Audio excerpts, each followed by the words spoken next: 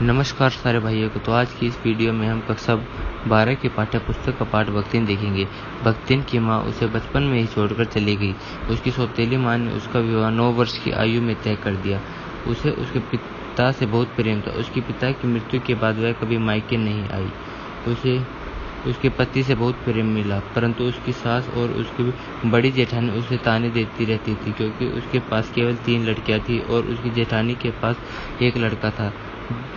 जब वह 35 वर्ष की हुई तो उससे उसकी पहली बेटी की शादी कर डाली। उसके बाद उसके पति की मृत्यु हो गई।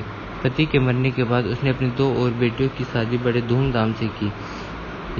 जब उसकी तीनों बेटियों की शादी हो गई तो वह घर पर अकेली रह गई।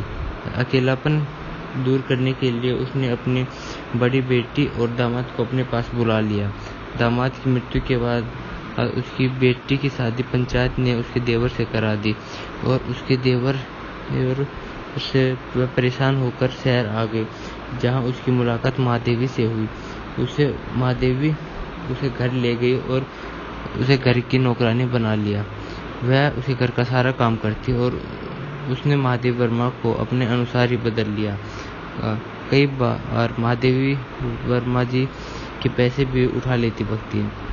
दूसरे विश्व युद्ध के दौरान उसकी दामाद और उसकी बेटी उसे लेने आ गए। जाने से पहले उसने महादेवी वर्मा को कहा कि वह जल्द ही वापस लौटेगी और यहीं अपने जीवन को व्यतीत करेगी।